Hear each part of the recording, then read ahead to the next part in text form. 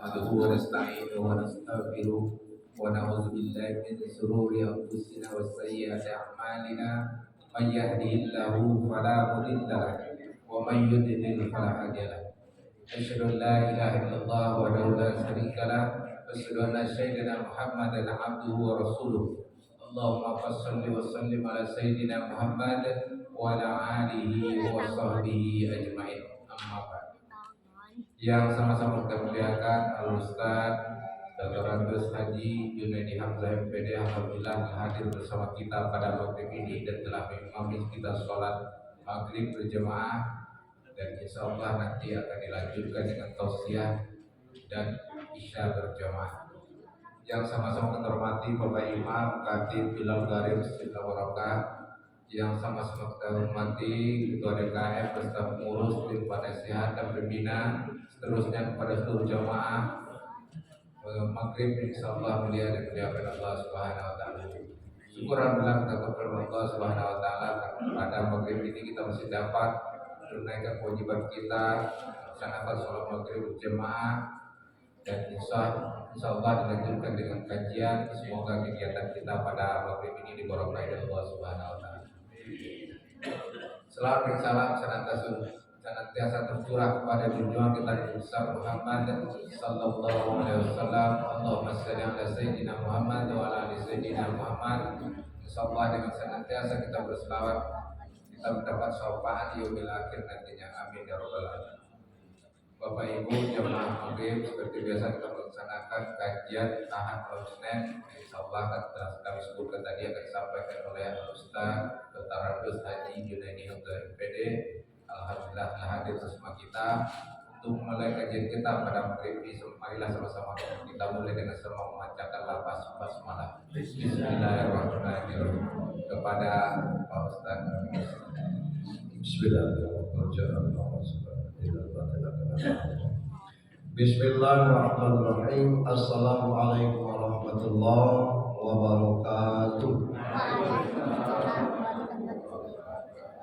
Innal hamdalillah, alhamdulillahilladzi anzala sakinah fi qulubil mu'minin liyazdadu imanan ma'a imanihim. Walillahi junudus samawati wal ardi wa kana Allahu aliman hakima. Ashhadu an la ilaha illallah wahdahu la syarika lah wa ashhadu anna Muhammadan abduhu wa rasuluh la nabiyya ba'd. Allahumma shalli wa sallim wa barik ala sayyidina Muhammad wa ala alihi washabihi wa barik wa sallim. Qala Allah ta'ala fi kitabihi al-karim wa qala rabbukum ud'uni astajib lakum innal ladzina yastakbiruna an ibadati sayadkhuluna jahannama dakhirin. Al-Ghafir ayat 60. Sadaqallahu azim. Bapak Ibu jamaah salat maghrib dan isya yang dirahmati Allah Subhanahu wa taala, malam ini kita sudah di 11 Zulqa'dah atau 12 ya. Artinya bahwa menyisakan 29 atau 30 hari lagi kita menuju kepada Idul Adha. Begitu cepat waktu ini berlalu, Syawal berakhir, ini sudah hampir pertengahan dari Zulqa'dah. Total seluruh jemaah haji kita sudah berangkat, tinggal tersisa mungkin yang jamaah ONH plus atau yang global yang memang dia agak terbelakang daripada jamaah reguler. Sementara kita yang tinggal di tanah air dituntut kepada kita, walaupun hukumnya ini sunnah, kita berkurban. Minimal dalam bahasa saya itu kurban minimal. Kurban minimal itu 1 ekor kambing atau masuk 1 dari 7 orang di antara 1 ekor sapi itu sudah mewakili 1 keluarga. Berapapun anak, berapapun istrinya. Misalnya istrinya 4, masing-masing 4 tuh anaknya 5, 4 kali 5 20, tambah bininya 4 24, lakinya 1 26. Kambing siko tuh ke 26 tuh sama pahala. Ini pacak bini main 4 kurban dalam. Ini misal, kalau kita sanggup kurban secara individu dan mampu, anak misalnya 3, istri 1, suami 1, suaminya di Al Barokah, istrinya di masjid bawah tuh Al Hidayah, kemudian anak tuanya di masjid yang baru di sini nih, anaknya yang nomor 2 di masjid arah ke Kompi, anak yang bungsunya di arah SLB situ, boleh saja kalau kita sanggup. Nah, kita ambil yang minimal saja, itu sudah mewakili satu keluarga, dan hadisnya itu jelas tentang itu. Nah, kita bersyukur dari peserta kurban di Al-Barokah ini hampir mencapai 13 ekor. Mudah-mudahan tercapai lebih daripada itu. Semangat berkurbannya luar biasa. Salam dan salawat untuk junjungan kita Nabi Muhammad sallallahu alaihi wasallam. Bulan Zulkaidah itu adalah salah satu bulan dalam surat At-Taubah ayat 36 disebut dengan bulan haram. 3 bulan dia berturut-turut, Zulkaidah, Zulhijjah, Muharram, yang terpisahnya Safar. Bulan haram itu bulan yang dimuliakan oleh Allah. Masjidil Haram itu masjid yang dimuliakan oleh Allah. Tanah haram itu tanah yang dimuliakan Allah. Zina haram itu zina yang tidak boleh dilakukan. Zina haram, zina yang dimuliakan Allah itu tidak boleh, beda. Asal kata itu bahaya kita bilang. Dan di antara bulan haram itu amal ibadah kita itu dilipat gandakan dari hitungan bulan-bulan selain dari 4 bulan haram itu. Maka ikhtiar untuk melaksanakan ibadah di bulan-bulan haram itu amat sangat dianjurkan oleh baginda Rasulullah sallallahu alaihi wasallam untuk menambah perbendaharaan kita, baik itu amal-amal pokok yang wajib maupun amal-amal yang sunnah. Kajian kita malam ini tentang doa di tahiyat akhir. Doa ini mungkin sudah banyak yang hafal. Yang belum hafal, usahakan dihafalkan. Yang sudah hafal boleh berbagi dengan yang lain. Doanya singkat. Innaka hamidum majid. Kalau ini apa doanya tutup. Assalamualaikum kanan, assalamualaikum kiri. Tapi doa ini Taubus, nama sahabat Nabi, nengok anaknya, ditanya sudah sholat, kau baca doa itu lagi? Tidak, ulangi sholat kau. Diulangnya lagi, kau baca? Tidak, ulangi sholat kau. Tentang pentingnya doa. Apa doa ini? Allahumma inni a'udzubika min azabi jahannam wa min azabi qabri wa min fitnatil mahya wal mamat wa min syarri fitnatil masiihid dajjal. Rasulullah itu bahasa kitanya setiap teguh itu, setiap kesempatan selalu berdoa. Nak makan doa, masuk masjid Allahumma ftahli abwaaba rahmatik, keluar masjid abwaabal fadli. Nak tidur berdoa, bangun tidur berdoa, berkacau berdoa, naik kendaraan berdoa, berjalan kendaraan berdoa lagi, sampai tujuan berdoa, masuk WC berdoa, keluar WC berdoa. Tidak ada. Padahal sekelas baginda Rasulullah Yang dia masuk bebas dari dosa, yang surga sudah dijamin. Yang dekatnya kepada Allah, beliau adalah kekasih Allah. Nah kita ngaku, nah kita alasannya salah satunya kendalanya ngapal doa ini lah. Jadi kalau dihafal kalau tidak tapal itu Pak Ustaz betul belum. Itu alasan. Nah kita awali dulu sebelum kita bongkar tentang doa ini tadi.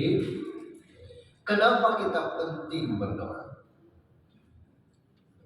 Semoga dengan tuntunan baginda Rasulullah SAW ini memudahkan kita menghafal doa-doa singkat ini. Salam dan salawat untuk beliau baginda Rasulullah Muhammad SAW. Pentingnya berdoa, pertama, berdoa adalah bentuk ibadah yang diperintahkan oleh Allah. Berdoa itu perintah Allah langsung. Dalam kitab Al-Quran itu menjadi pengantar studi maghrib kita tadi, Al-Ghafir ayat 60. Wa qala rabbukum ud'uni astajib lakum. Innal ladzina yastakbiruna an ibadati sayadkhuluna jahannama dakhir. Berdoalah kepadaku, niscaya aku perkenankan, aku kabulkan. Sesungguhnya orang-orang yang menyombongkan diri dari menyembahku akan masuk neraka jahanam dalam keadaan hina. Yang nyuruh kita berdoa itu Allah. Padahal Allah itu Maha tahu. Belum kita berkehendak, Allah sudah tahu. Kenapa Allah suruh berdoa? Karena doa, kata baginda Rasulullah, ummul ibadah, induk daripada ibadah. Doa sijnul muslimin, senjata bagi para muslim. Kita jarang sholat sambil nangis, kecuali orang-orang yang tertentu paham. Misalnya baca ayat inna fi khalqis samawati wa ikhtilafil laili wan nahari la ayatin li ulil albab alladzina yadhkuruna Allaha qiyaman wa qu'udan wa 'ala junubihim. Itu kalau Pak Rusli M. Daud baca ayat itu kan? Itu. Pertama memang hadisnya Rasulullah pernah baca ayat sampai nangis. Karena arti ayat itu luar biasa. Nah kita ngerti dah, nah nangis kan? Tapi dalam berdoa, ya Allah, sering netes air mata kita. Tolong ya Allah, kata gitu. Apalagi kita sedang ada hajat, sedang ada keperluan, atau menghadapi orang yang sakit. Detik-detik saat dioperasi, operasinya besar. Detik-detik saat anak akan melahirkan, kondisinya kritis. Ada orang terkecil, ya Allah, jangan ambil nyawa anakku, ambil nyawaku bayi Allah. Netes air mata. Itu betapa doa itu sungguh luar biasa. Dan banyak bukti dari doa-doa itu diijabah. Orang yang sudah sholat, assalamualaikum kanan, assalamualaikum kiri, langsung bangun tidak berdoa itu, kata baginda Rasulullah, sombong. Tidak boleh. Kalaupun kita tidak sempat zikir, subhanallah, alhamdulillah, Allahu akbar, tidak masalah. Kita nak penting yang cepat, doa pendek ya Rabbana atina fid dunya hasanah wa fil akhirati hasanah wa qina azabannar wa alhamdulillah nabi sudah berangkat. Doa sapu jangka teman. Dunia akhirat dapat galuh. Itu minimal. Jangan yang tidak berdoa itu seolah-olah kita tidak butuh pada Allah. Ada orang yang sombong terhadap doa. Kisahnya nih, anaknya tur bersama kawan-kawannya. Begitu dan berangkat pamit dengan ibunya, mama pergi mah, hati-hati nak dengan kawan-kawannya, mama doakan. Jangan lupa berdoa, insya Allah Allah bersama kalian. Jawab anak tu, maaf ma, mobil lah full, tak bisa Allah masuk lagi. Yang tersisa cuma di bagasi. Geleng mah ya. Dalam perjalanan terkabar bahwa mobil itu masuk jurang, total penumpangnya mati, yang selamat cuma di bagasi, telur semua ada pecah. Tidak boleh kita sombong dengan masalah tentang doa. Beberapa kisah nyata terkait pernah kita ceritakan tentang Dokter Ihsan yang dari Pakistan, ahli bedah saraf, ahli saraf, yang orangnya baik hati, sering diundang ke seminar. Dalam satu lawatan pesawatnya mengalami turbulensi sehingga harus balik lagi dan perjalanan tertunda. Maskapai mengatakan dokter bisa lewat jalan darat 3 jam tembus. Dicarikan mobil, hari cerah berubah jadi gelap, yang tadinya terang berubah jadi hujan. Yang jalan pintas ini sepi. Akhirnya tidak sanggup lagi menemukan jalan, dia singgah ke satu rumah. Karena ada rumah di jalan, penghuninya nenek tua dengan satu orang anak kecil. Dokter Ihsan menanyakan, ada tak sinyal sini? Tak ada, tak pakai sinyal sini. Duduk dulu, saya bukan teh. Dilayani, dibikin teh, dipersilakan minum. Nenek itu mengelus cucu yang sedang tertidur, diciumnya, terus dia menangis di depan cucu. Dokter Ihsan nanya, siapa itu?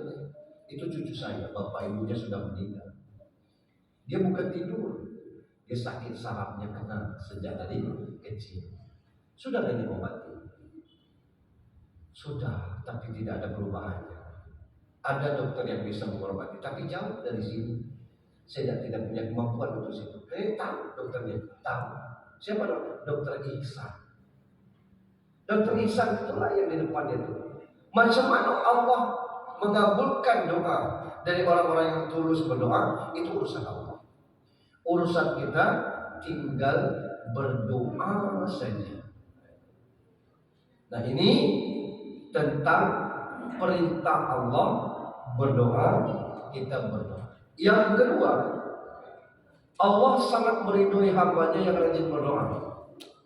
Malam yas'alullah ghadaballahu alaihi, kata Rasulullah. Barang siapa yang tidak meminta kepada Allah, maka Allah murka kepadanya. Anak bujang, anak gadis kita misalnya tanggal 10 habis belanja, tanya dengan istri, ada kasih belanja? Ayo tadi tidak. Ayah tidak kasih, tidak. Lah, tumben tidak minta. Kita nanya. Padahal tidak kita tanya juga kita kasih. Allah itu seperti itu, dia maha tahu dengan kita, dan dia tetap minta untuk kita berdoa. Dan orang yang tidak berdoa, Allah murka. Alangkah sombongnya kita tidak berdoa. Nah, macam mana murkanya Allah ini? Kadang-kadang karena banyak hal yang tidak kita mengerti. Dalam satu kisah perjalanan, jalan tebing berliku, ada sopir truk. Kesannya sopir truk ini kan selalu kasar. Dia dari bawah di atas tebing itu turun. Ada mobil mewah. Dia seperti ini sopir truk itu. Sapi gitu. Kerbau, kau, anjing, babi. Kata yang punya mobil elok. Maksud sopir truk itu ngasih tahu berhenti sebentar, karena di atas ini sebentar lagi rombongan sapi akan turun ke nyebrang jalan, banyak ratusan. Nah, dikira yang pemilik mobil elok tadi ngomong sapi, kerbau, kau. Dia tidaklah peduli. Begitu dia terus avokato, sapi ratusan tadi terjun menghantam mobil itu. Oh, ini tadi sapi. Nah, ini yang kadang-kadang karena kita dimurkai oleh Allah karena kesombongan kita terhadap petunjuk orang, kita tidak mau, apalagi petunjuk Allah Subhanahu wa taala. Yang luar biasa, petunjuknya bukan untuk siapa-siapa, tapi untuk kita semua tentang doa. Maka Yang ketiga, pentingnya doa ini, doa memiliki kekuatan luar biasa. Sebab dalam mengubah takdir hanya doa yang bisa. Hadis Nabi, la yaruddul qadara illa doa. Tidak ada yang bisa mengubah takdir kecuali doa. Takdir itu luwo, takdir mubram, tidak bisa kita rubah. Besok pagi, insya Allah matahari akan muncul. Ayam ngomong indah aku berkokok, tidak muncul matahari. Nak dia berkokok, tidak berkokok, tidak perlu ayam sombong, matahari akan muncul. Bukan masalah kokok ayam. Takdir mubram ini kita pasti mati. Tidak bisa dirubah di kapan kita mati, kita tidak tahu. Ada yang takdir yang bisa kita ubah, namanya takdir mu'allaq. Takdir mu'allaq ini takdir yang ada kemampuan kita untuk merubahnya. Misalnya kita butuh huruf, asal kita tidak belajar bisa ada paket A itu. Hurufnya sebesar-besar betis ditulis B-A ba B-I B-I, bacanya kabut. Ya, nak akan nengok gambar babi gitu. B-O T-O to tambah R udu. Dan ada gambar botol di situ udu. Dan ini kita patah asal kita mau berobat bisa sembuh. Nama termasuk takdir kita ini bisa dirubah dengan doa. Macam mana Allah merubahnya itu urusan Allah. Ini pentingnya doa. Nah, materi kita doa setelah tahiyat akhir. Innaka hamidum majid. Sambung doa. Sebenarnya bukan itu saja doanya, banyak doa yang lainnya. Tapi salah satunya ini.